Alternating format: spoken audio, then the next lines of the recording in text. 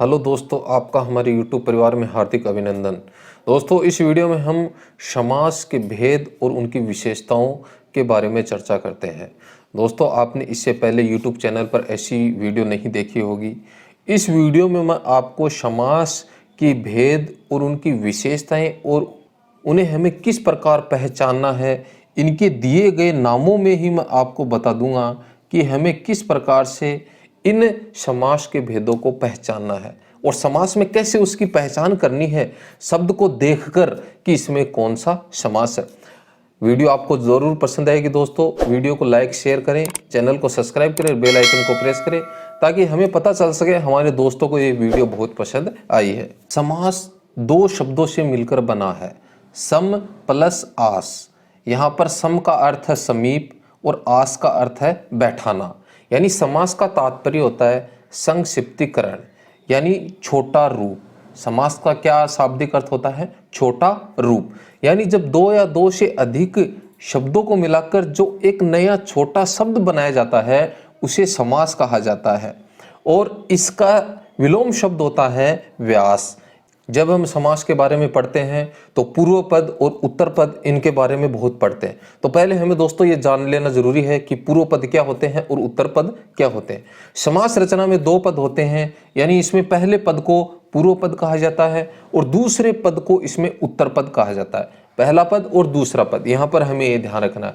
और ये जो दोनों शब्द मिलकर एक शब्द बनाते हैं उसे समस्त पद के नाम से जाना जाता है। जिस प्रकार एग्जाम्पल के तौर पर हम देखते हैं, पूजा घर एक समस्त पद है हमारे सामने।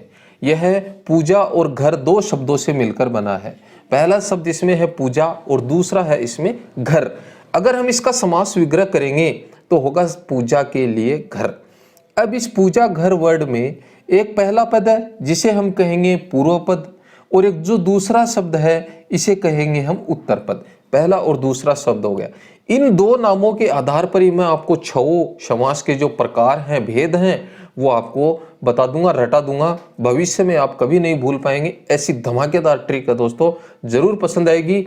मैंने आपसे वादा किया है, आप जरूर इस वीडियो को एक बार लाइक करें, शेयर करें, आपको पसंद जरूर आएगी। दूसरा वर्ड हमने यहाँ पे लिया राजपुत्र। ये एक सामासिक पद है। इसका समास विग्रह होगा राजा का पुत्र। इसमें भी दो शब्द हैं, राजा और पुत्र। पहला पद है इसमें कौन सा है? राजा। दूसरा पद क्या है इसमें?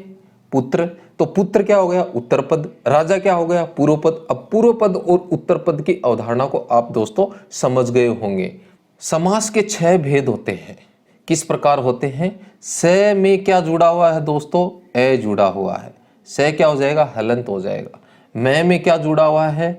आ जुड़ा हुआ है, यानी आ की ध्वनि आ रही है। और से में क्या जुड़ा हुआ है? ए जुड़ा हुआ है। कुल कितनी ध्वनियां हो गई? वर्ण कितने हो गए? 6 हो गए। तो समास के भेद भी कितने होंगे दोस्तों? 6 होंगे। इस प्रकार से हमें इसको ध्यान रखना है। अब ये समास के 6 भेद कौन कौन से हैं? पहला है अव्ययीभाव समास, दूसरा तत्पुरुष समास, कर्मधारय समास, द्वंद्व समास, द्विगु समास, बहुब्रीहि समास। ये 6 भेद हैं। 6 के 6 नाम से मैं आपको बताऊंगा दोस्तों इनकी विशेषताएं।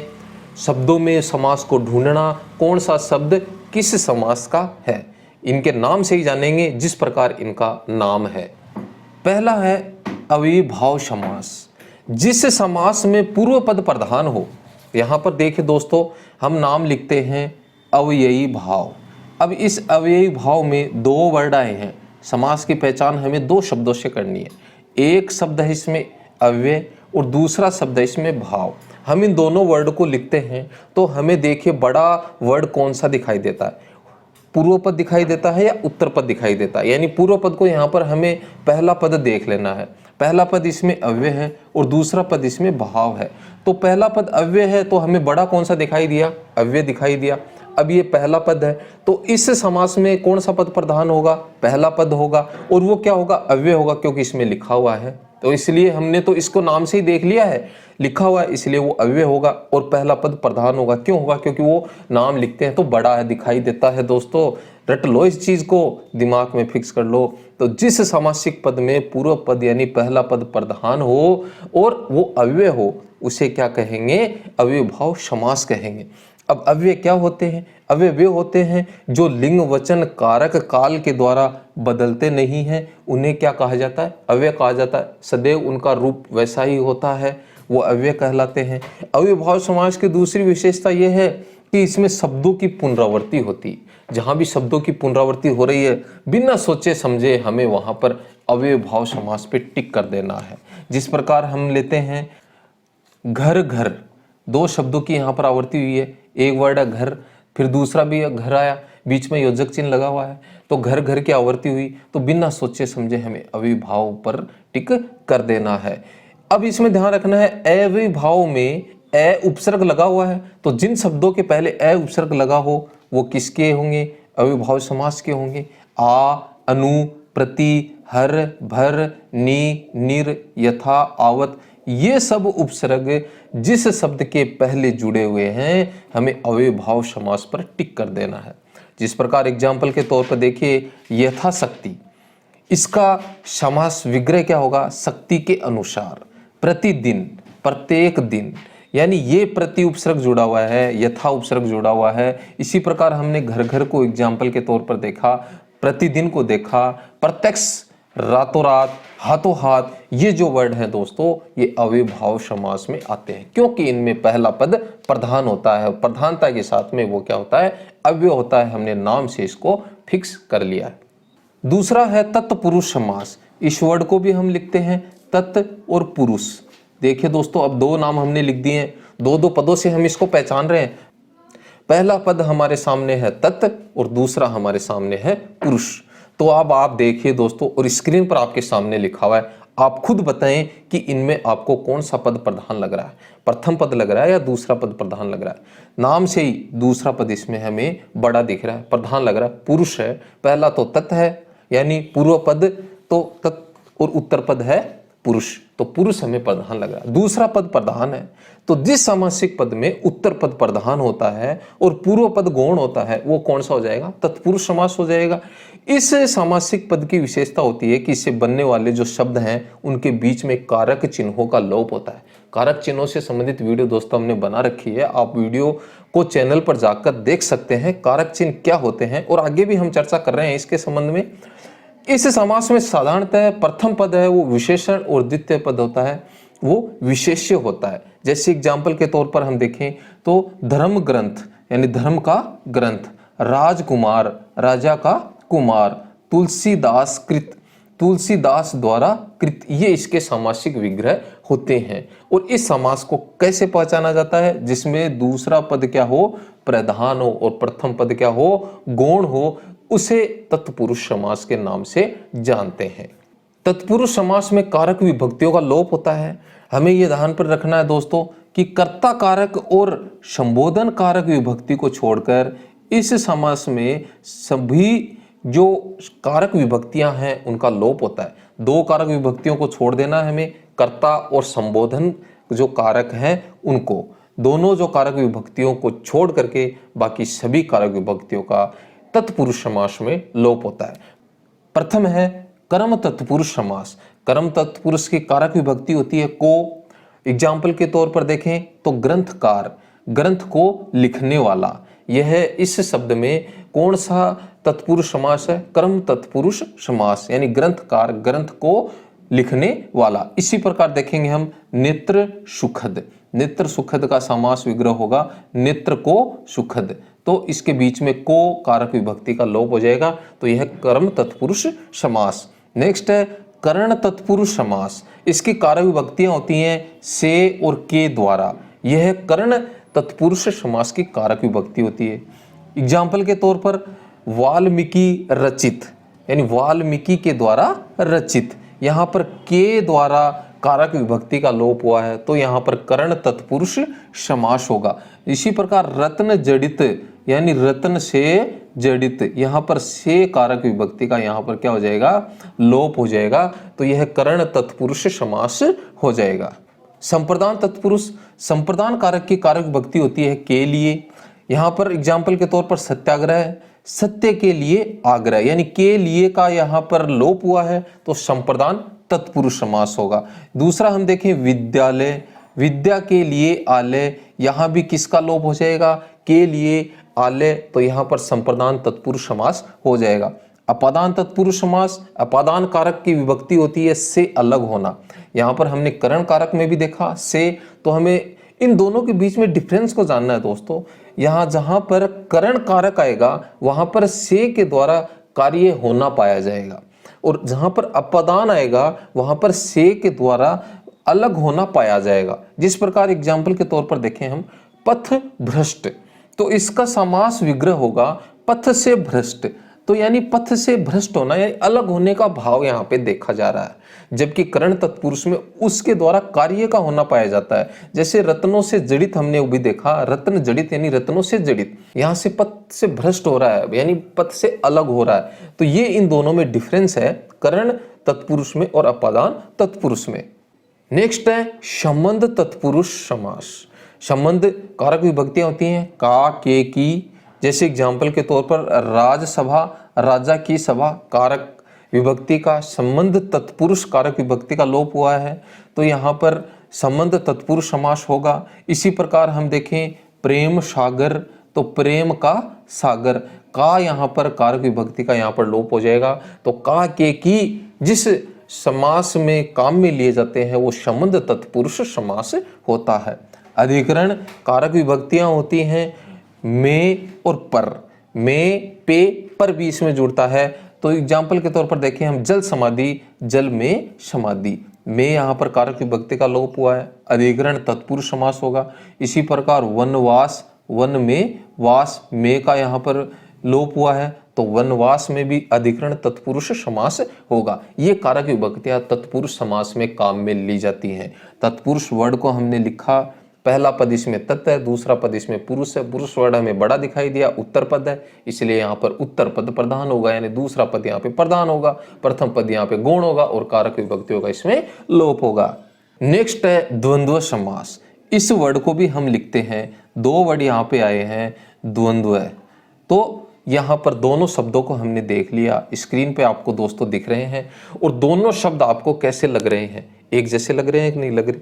तो दोनों पद यहाँ पे प्रधान हैं, दोनों समान दिख रहे हैं, तो दोनों पद प्रधान, जिस सामासिक पद में दोनों पद प्रधान होते हैं वो कौन सा होता है, द्वंद्व समास होता है। और ये एक दूसरे के विलोम भी हमें देखने को मिलते हैं, लेकिन ये हमेशा जरूरी नहीं है दोनों पद विलोम हो, लेकिन दोनों पद इसमें प्रधान जरूर होंगे। और जब हम इसका विग्रह करते हैं तो हमें और, अथवा एवं का प्रयोग इसमें होता है। द्वंद्व समास में योजक चिन्ह या का बोध हमें होता है, यानी इनका समास विग्रह जब हम करते हैं तो हमें बीच में योजक चिन्ह दिखाई दे तो हमें क्या करना है, द्वंद्व समास की ओर इशारा करना है। दोस्तों अविभाव समास में भी योजक चिन्ह देखने को मिल जाते हैं, लेकिन वहां पर शब्द एक जैसे मिलते हैं। एक जैसे जब शब्द मिलेंगे तो हमें ये कंफ्यूज नहीं हो जाना है कि द्वंद्व होगा दोनों बड़े हैं, नहीं, वहां पर दो शब्द जब एक जैसे आएंगे तो अविभाव समास की ओर इशारा करना है। अगर द्वंद्व समास में हमें विलोम शब्द दिखाई देते हैं तो हमें द्वंद्व समास की ओर इशारा करना है, और बीच में हमें योजक चिन्ह देखना है। दोनों में डिफरेंस को जान जाना है दोस्तों, आपका एक भी % समास से संबंधित गलत नहीं होगा। जलवायु का समास विग्रह करेंगे, जल और वायु। अपना पराया, विलोम शब्द आ गए, अपना या पराया, बीच में योजक चिन्ह है। पाप पुण्य, पाप और पुण्य, गुण दोष, गुण और दोष, ये समास विग्रह द्वंद्व समास के होते हैं, और ये इसकी विशेषता होती है कि इसमें दोनों पद प्रधान होते हैं। कर्मधारय समास, इस समास में भी क्या है, कर्म और धार्य, कर्म को धारण करना है दोस्तों, और ये इसमें भी धार्य दूसरा वर्ड है, तो इसमें उत्तर पद प्रधान होता है। तत्पुरुष समास में भी उत्तर पद प्रधान होता है दोस्तों, कर्मधारय समास में भी उत्तर पद प्रधान होता है, लेकिन इसके साथ में कंडीशन क्या है, जिसके लिंग वचन भी समान होते हैं।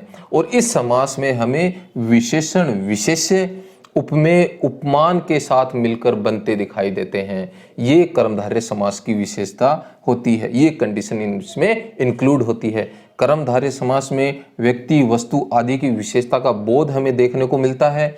इस समास का विग्रह जब हम करते हैं तो मैं है जो, के समान है जो या रूपी शब्दों का प्रयोग हमें देखने को मिलता है। जिस प्रकार देखें चंद्रमुख, चंद्रमा के समान मुख वाला, इसकी विशेषता बताई गई है कि वह किसके समान है, चंद्रमा के समान उसका मुख है। दही बड़ा, दही में डूबा बड़ा, गुरुदेव गुरु रूपी देव। ये विशेषताएं कर्मधारय समास की होती है। विशेषण विशेष्य क्या होते हैं? विशेषण जिस शब्द की विशेषता बताते हैं वो विशेष्य कहलाते हैं। बहुब्रीहि समास, इस समास में कोई भी पद प्रधान नहीं होता है। ध्यान रखना है, बहुब्रीहि बहुत सारे पद हैं, इसलिए कोई पद प्रधान नहीं है दोस्तों।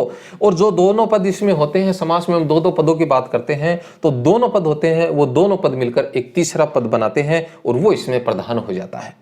विग्रह करने पर हमें इसमें वाला, है, जो, जिसका, जिसकी, जिसके, वह आदि शब्द हमें देखने को यहाँ पे मिल जाते हैं। जिस प्रकार देखें, नीला कंठ, नीला है कंठ जिसका, किसका कंठ नीला है? शिव का है। तो यहाँ पर प्रधान कौन है? शिव यहाँ पर प्रधान है। नीला भी प्रधान नहीं है, कंठ भी प्रधान नहीं है, प्रधान कौन हो गए? शिव जी हो गए। इसलिए हमें इस वर्ड में शिव जी की ओर संकेत किया गया है, तो शिव जी प्रधान हो गए। इसी प्रकार देखिए, गजानंद, गज का आनंद है जिसका, तो यहाँ पर कौन है गज का आनंद? किसका है? गणेश जी का है। तो यहाँ पे प्रधान कौन हो गए? गणेश हो गए। गणेश की ओर इशारा किया गया। बहुब्रीहि समास की विशेषता होती है कि इसमें कोई पद प्रधान नहीं होता है, तीसरे पद की ओर संकेत किया जाता है, वो पद इसमें प्रधान होता है। त्रिनेत्र, तीन नेत्र है जिसके, किसके तीन नेत्र है भाई? शिव के हैं। शिव की ओर इशारा किया गया है, तो बहुब्रीहि समास में तीसरा पद प्रधान होता है। लास्ट है हमारा द्विगु समास। देखिए इसमें भी दो वर्ड आए हैं दोस्तों, एक तो है द्वि और नेक्स्ट इसमें है गु। ये दो शब्दों से मिलकर के ये द्विगु समास बना है।